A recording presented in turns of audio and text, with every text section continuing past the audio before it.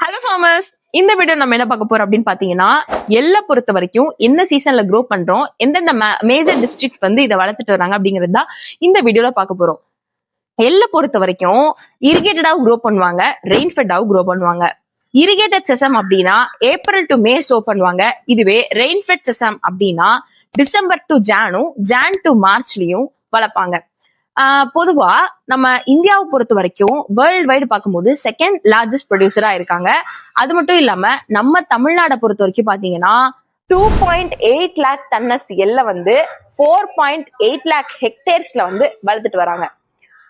இப்போ என்னென்ன major districts வந்து இந்த எல்லை பயிரிட்டு வராங்க அப்படின்னு பாத்தீங்கன்னா, திருவாரூர், திருவண்ணாமலை, கடலூர், விழுப்புரம், ஈரோடு, கரூர், சேலம் இந்த மாதிரியான மேஜர் டிஸ்ட்ரிக்ட்ஸ் வந்து க்ரோ பண்ணிட்டு வராங்க.